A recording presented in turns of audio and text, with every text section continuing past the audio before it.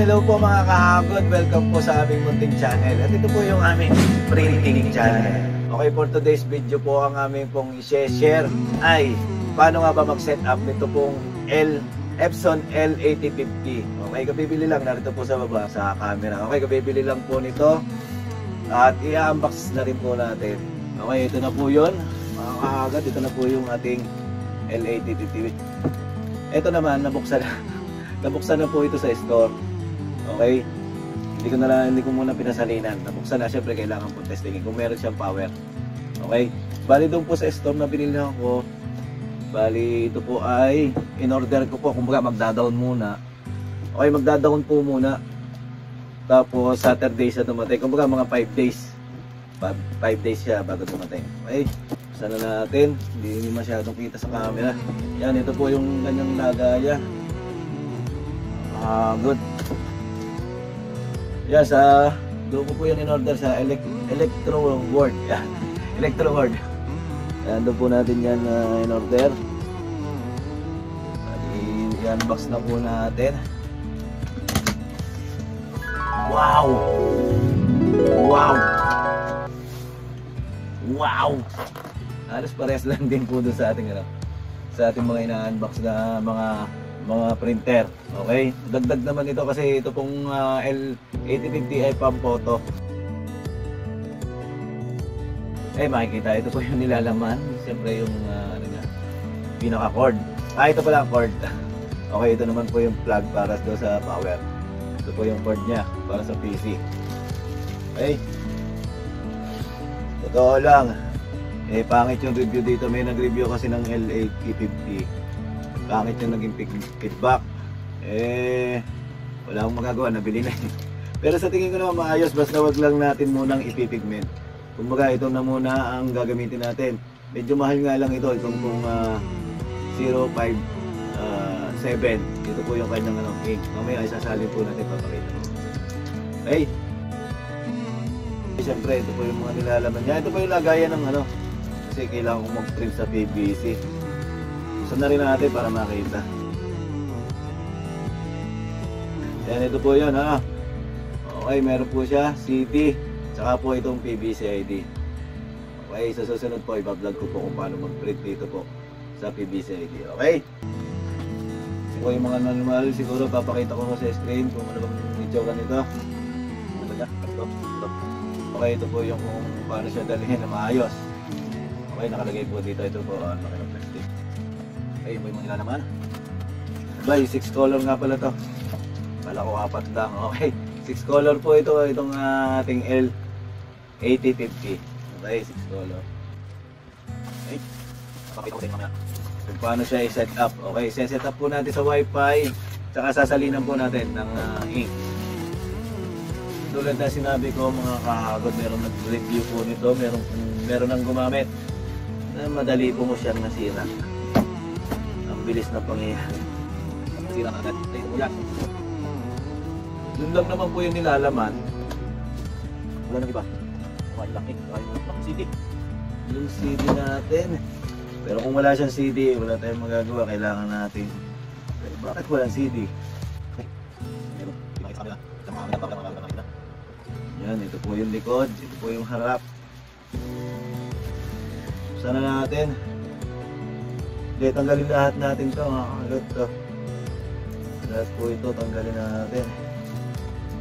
Ewan ko ha, mga kahagod, baka sakaling kailangan lang i-download na yung i-download. Okay, pangit yung review nito. Marami na, hindi naman marami. Meron na pong nasiraan ito. Ditong yung isang vlogger, nasiraan po nitong L8050. Sabi ko, patay. Kailan ko napanood. Okay mga kahagod, ito po yung kailangan natin tanggalin. Okay, tanggalin po natin to. Ito kasi nabuksan na nga pala. Okay, katulad na sinabi ko kanina, nabuksan na po ito kanina doon sa store. Hindi ko alam kung baka naiwan sa store. Hindi naman siguro. Talagang walang kasama na CD. Ay, ito po yung nilalaman pagka nakaganto po yan kasi ako na po yung nakalagay naman po dito sa may ibaba. Ito po. Pagka po magta-travel tayo, kailangan ganyan. Pero pagka mag-print tayo, ganyan po yan. Okay? Ngayon po mga kahagod ay lalagyan ng ink. Yan. Lalagyan po natin. Ito po yung maintenance box niya. Dito po sa unahan. Yung ibang nasa likod, dito nakalagay yung mga maintenance box. Ito nasa unahan siya. Okay? Ipapakita ko rin sa screen yung pinaka loob niya. Okay, ito po yung head niya. Tapos saksak na natin. Okay mga kahagod, ito na. Yan, ito po yun. Ating dito po nilalagyan ng ink. Yan, dito po. Bali yung talaga, wala talagang CD na kasama. Okay, da-download na lang.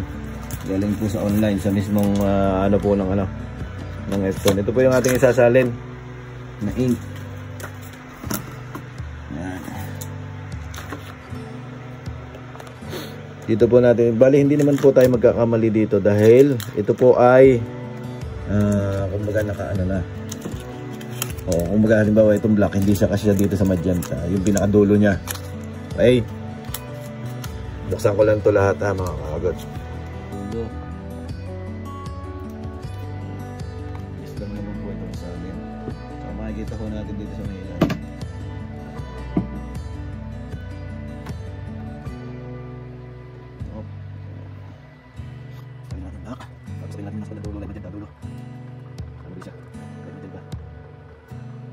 Yung mga kahagod, huwag na natin dapat hanggang dito lang.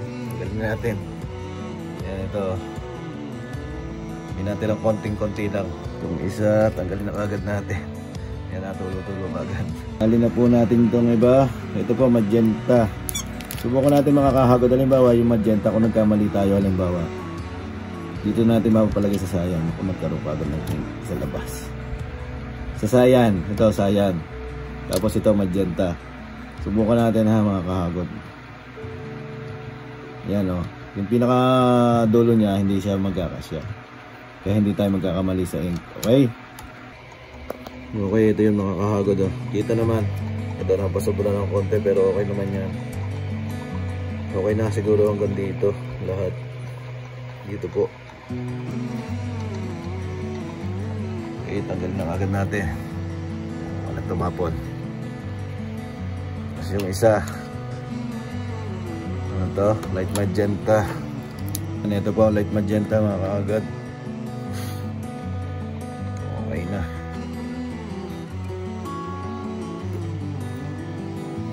Wala. Okay yan, tapos na.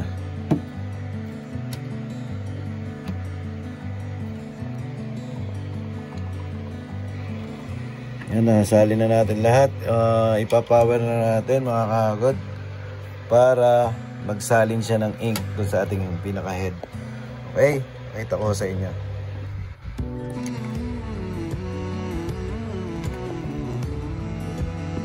Okay mga kahagod, nasaksak na natin. Takpan muna natin. Tapos kailangan ito buksan muna. Muna, sige. Power on na natin kasi nakasaksak na siya. Ayan, power on. Tapos yung wifi saka na natin i-set up mamaya. Yung pag-set up po ng wifi halos parehas din po sa ibang mga modelo na naka wifi na Epson. Okay, halos parehas din po. Meron kasi akong L6170 na halos parehas. L3150 meron din po ako na Epson. Okay, ano pa siya, ano pa, babasa pa.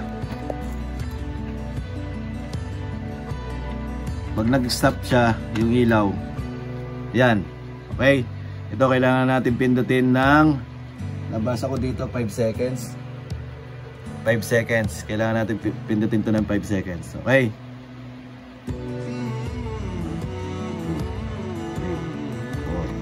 4, 5. Yan, okay na. Okay, medyo matagal to. Alam ko medyo matagal to. Kaya forward ko na lang. Tapos habang nagsasalin siya ng ink, ayusin na natin dito sa ating PC. Mag-download. Ayan, mag-download na tayo ng L805 L850 na drivers kasi wala po siyang kasama. Wala po siyang kasama na CD. Nahanap ko po, wala talaga eh. Wala siyang CD. Okay mga kagod, ang hina pala nung mic ko kanina.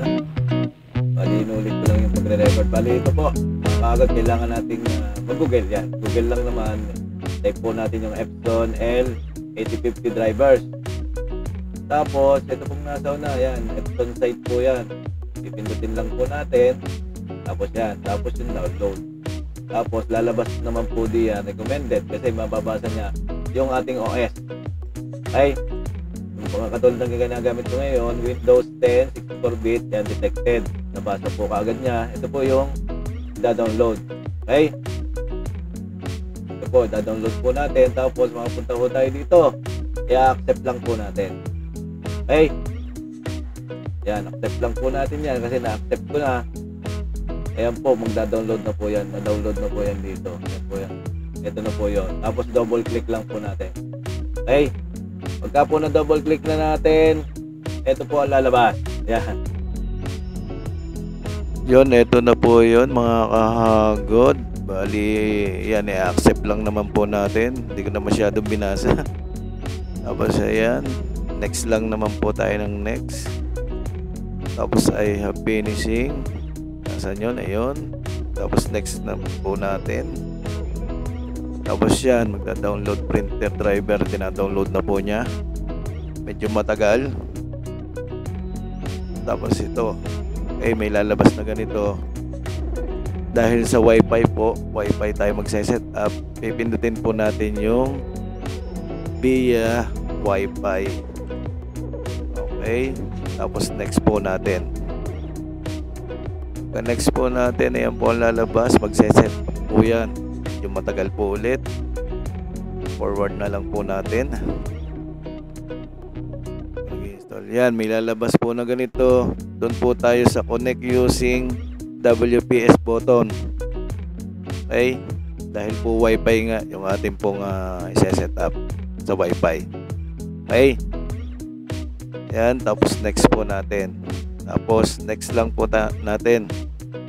Tapos yung pong ating printer, pindutin po natin yung wifi sa printer. 5 seconds daw sa wifi, dito sa wifi. Okay? 1, 2, 3, 4, 5. Okay? Yan. Tapos balik tayo dito sa ating PC. Tapos ito po yung lalabas. Yan, nabasa niya po yung L8050. Tapos nakaselect po yan. Tapos ine-next lang po natin. Okay.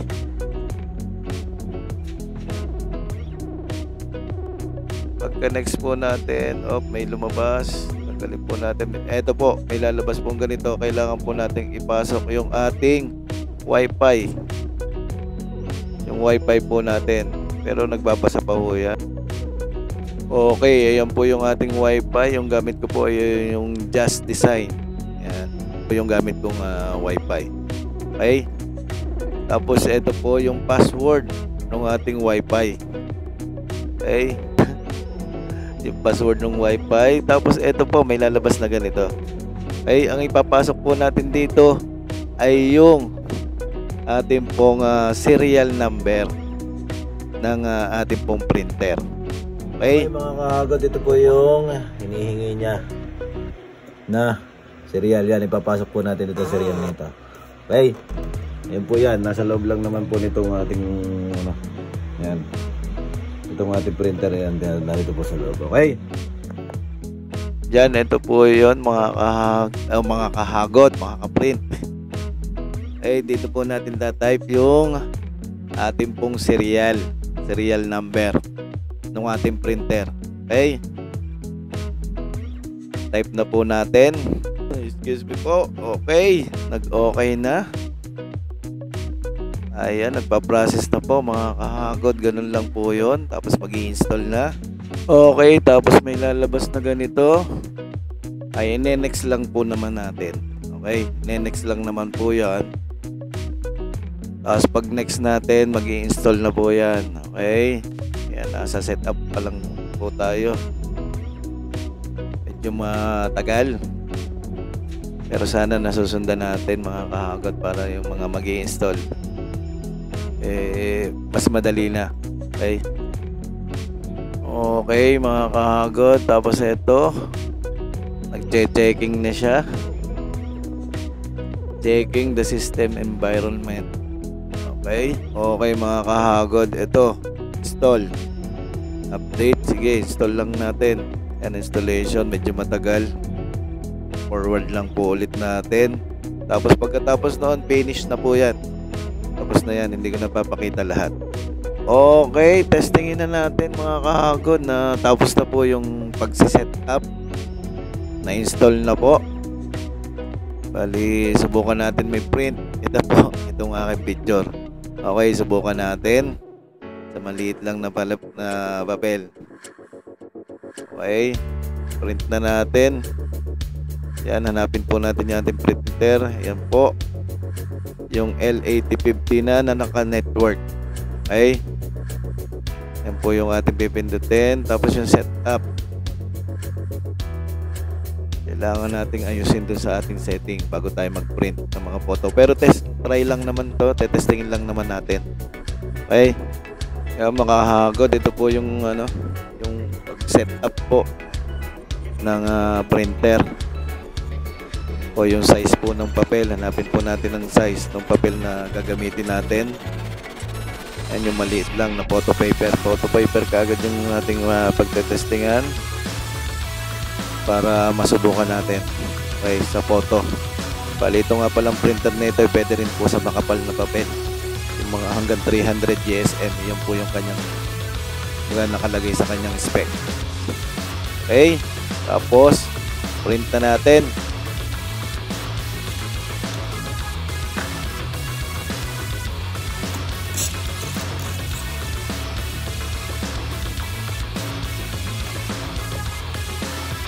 Okay, print na natin mga kahagod.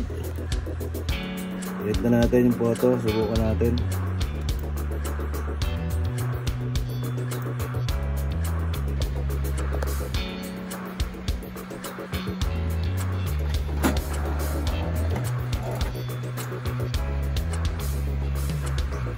Ayan, print na siya. Ang bilis natin. Okay. Maganda naman yung print. Okay, yun lang po mga kahagod. Okay mga kahagod, yun lang po yung ating tutorial po ngayon. Abangan niyo po kami sa mga susunod namin vlog. Okay?